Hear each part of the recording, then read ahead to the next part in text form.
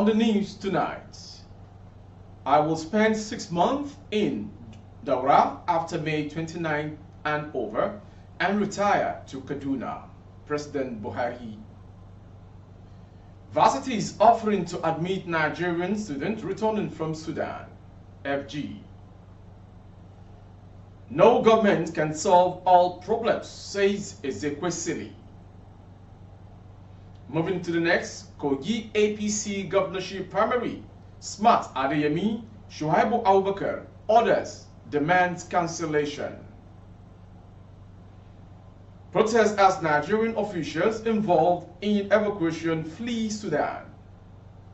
And on sports, Flying Eagles off to Argentina, May 6th. For more updates on YouTube, our handle is BGI Current. Kindly subscribe and click on the notification bell. Select option all to access all of our broadcasts. I am Morire Rabila Lawal. The news in detail.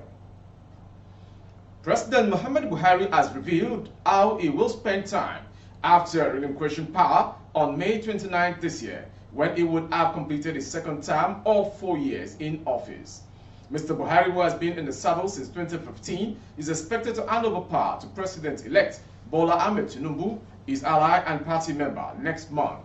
According to a statement by presidential aide Garba Shehu, Mr. Buhari plans to spend some time in Katsina before heading to live in Kaduna. The president stated this on Thursday when he met with the Progressive Governors Forums, otherwise known as APC governors, at his residence in the State House. The APC governors, led by Governor Atiku Bagudu, the PGF chair, visited Mr. Buhari to congratulate him on the party's electoral success in the February 25th and March 18th elections. Mr. Buhari spoke at length about his retirement proposal, saying that he intended to be home in Daura for 6 months before eventually moving to Kaduna. The governor thanked Governor Nasir El-Rufai of Kaduna for the infrastructure he had provided that will make life for his retirement and that of the people of the state much better. He also commended Governor Abdullahi Ganduje for doing the same. The president also used the visit to take a swipe at Vice President Atiku Abubakar and ex-governor Peter Obi, saying, "An important reason I congratulate Ashwaju on winning is because the opposition got support of and forced hope from outside and went to create the impression that they will win. What they will do will defeat us. How more wrong could anyone be?" Mr. Bagudu, speaking on behalf of the APC governors, said the ruling party won the presidency and the majority in the National Assembly with Buhari support. Congratulations, your party won the presidency, a majority in the Senate, and for being the leading party in the House of Representatives. These successes would not have happened without your support, stated the KB governor. Going on to the next story. Nigerian universities are offering to admit students returning from Sudan, according to Abike Dabiri Erewa, chairperson of the Nigerians in Diaspora Commission. Dabiri Erewa said this on Thursday when she appeared as a guest on Channels Television Sunrise Daily. While maintaining the priority at the moment was the safe return of the stranded students, she assured that, like it was with Ukraine returnees, the continuance of their education would not be a problem. We did it with Ukraine when they came back. There were plans to continue education for them, Dabiri Erewa said. Although the medical students among them had issues because they found out that the level of their medical school was not even as high as that of Nigeria, so it was difficult to place them where they wanted. But yes, the Ministry of Foreign Affairs actually created a division for that and ensured that those who wanted to continue their education did. A lot of them wanted to go back. Going on to the next story. A former Minister of Education, Obiageli Ezekwesili, says no single government is capable of solving all problems of the country alone. Ezekwesili, who is the convener, Fixed Politics and founder, School of Politics, Policy and Governance, says citizens must be part of the process of solving problems in the country. She said this when our theme at the Human Capital Africa, an accountability initiative, paid a visit to Not Forgotten Initiative School, a non-profit school set up for providing free access to quality education in Abuja. The HCA donated 2 million naira and adopted the school for intervention programs as part of activities to mark Ezekwesili's 60th birthday. While applauding the founder of the school, Tosin Adeniyi, for coming up with the initiative as part of efforts to reduce the number of out-of-school children in Nigeria. Ezekwesili lamented that the classic failure in governance against and suggests that citizens must also play their own role in developing society. She said there is a classic failure in governance that creates the kinds of problems and situations we have in the areas of delivery of basic services like education and health to our citizens. Going on to Kogi State. The senator representing Kogi West Senatorial District, Smart Adeyemi, and the son of former Kogi State Governor Shuaibu Abubakar and 3 others are demanding the immediate cancellation of the All Progressive Congress primary for the selection of the party's candidate in the forthcoming governorship election. They are also calling on President Muhammadu Buhari, the president-elect Bola Ahmed Tinubu, his vice, and the Arewa Consultative Forum to intervene in order to save democracy in Kogi State. In the suit, they are asked the court to declare as illegal and unlawful the purported direct primary election said to have been conducted by APC, which produced Ahmed Ododo as a governorship candidate of the APC in November this year. 2023 fallout, Tinubu is constitutionally disabled. Their grouse was that the alleged unlawful selection of Ododo ran foul of Section 177 of the 1999 Constitution and Section 29 and 84 of the Electoral Act, as well as Article 20 of the APC's Constitution. They also asked the courts for an order compelling the Independent National Electoral Commission, INEC, to reject and refuse recognition of the name of Ahmed Usman Ododo as APC governorship candidate on the grounds that he emerged from an invalid primary election. Similarly, the aggrieved governorship aspirant also prayed for another order compelling APC to conduct a fresh primary election and to give all aspirants equal opportunity as prescribed by the Electoral Act 2022. In a 35-paragraph affidavit in support of his own originating summons, Senator Adeyemi claimed to have obtained his nomination and expression of interest from at 50 million naira, upon which he was screened and cleared to participate in the primary elections slated for April 14, 2023. Adeyemi further claimed that while waiting at his constituency to cast his vote along with his people, he was shocked when information came to him that the purported primary election had been conducted and a purported winner had emerged. From Kogi State, we go to the next story. The fate of many Nigerians stranded in Sudan is hanging in the balance as a result of controversy involved in the evacuation process. A source privy to the evacuation exercise told Daily Trust that some Nigerians billed to be evacuated had been abandoned by the embassy officials, who allegedly joined their families to Cairo, capital of Egypt. As a result of the shutting down of Sudanese airspace, flights meant to convey people leaving Sudan have been landing in Egypt and neighboring countries. The federal government had made arrangements for Sudan evacuees to be moved to Cairo by road, from where they would join flight back home. The evacuation process began after the warring factions in Sudan agreed to a 3-day ceasefire. Information reported that some Nigerians were stranded en route to Cairo, but the issue was resolved following intervention of top government officials. However, the Sudanese warring factions extended the ceasefire by 3 days, starting from Friday. But the evacuation process could not continue as officials had reportedly fled Sudan. This led to a protest at the venue of evacuation in Khartoum. The protesters reportedly held one Ibrahim Abdullah, a Bureau change operator, beating him mercilessly for their sake. In addition to receiving a cash transfer meant to finance the journey, Abdullah was said to have been involved in bus provision.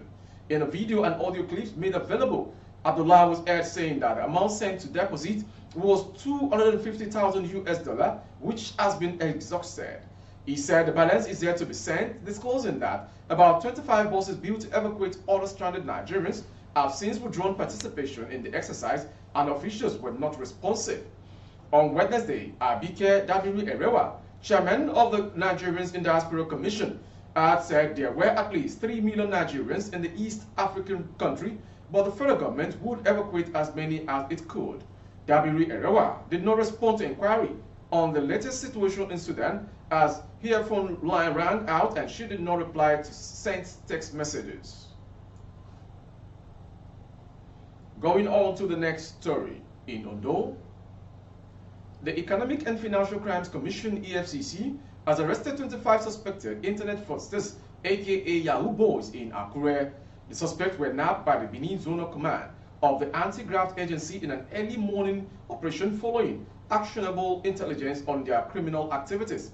The suspects are Sunday Samson, Ogunlana Oluwaseyi, Fajemi Lucy Tosin, Oyenye Olusegun Blessing, Philip Ayodeji Kolawole, Akinyode Oyindamola, Faith Ilemobayo, Aro Oluwaferomi, Lekan Ogundare, and many others, as Christopher David Asen, Oke Ademola Ayomide, Adekunle Jr. Adeleye, Razak Seid, to make 25 among them. In a statement on its social media page, the Anti-Graft Agency said it recovered the suspects 10 exotic cars. The vehicles are 2 Lexus X350s, 1 Lexus IS250, 1 Lexus RX350, 4 Toyota Camry, 1 Honda Accord, 1 GLK 350 Mercedes-Benz, laptops, and mobile phones. It added that the suspect had made useful statements and would be charged in court as soon as investigations were concluded. Moving on to the next story in Kwara. Suspected armed kidnappers have abducted a nursing mother identified as Kehinde Ikanobi Jibril in Kwara State. They, however, spread and dropped a 4-month-old child with her elder brother. Elder children. The incident occurred at Oketu area of Agoja town in Asa, local government area of the state, about 30-minute drive from Ilorin, the state capital. Investigation revealed that indications that the nursing mother was abducted at about 1 a.m. at her husband's residence, located along Al-Adi Isiaka Oloye Jagun Street, just 2 days to Eid al-Fitr festivities on Friday. The main target of the kidnappers was the abducted nursing mother's husband, said to be a cattle dealer, and the top officials of a cooperative society in the town. The kidnappers reportedly demanded 10 million naira for the release of the abducted woman, whose whereabouts was unknown on Thursday when correspondent visited the town. Speaking on the incident, the community leader, Bale of Agoja, Madam Daudu Salaudin Arolu, lamented the rate of kidnap incidents in the area in recent times, describing the development as unfortunate and frightening. It is disclosed that on a fateful day, the nursing mother was abducted. Another victim, said to be a student of Kwara State Polytechnics, was also abducted in an attack at his abode in the town. Dauda said the boy was seriously injured when he confronted the armed kidnappers who shot periodically at his Abiye residence in Agoja before he was carried away to an unknown destination. Moving on to Jos. The Plateau State Command,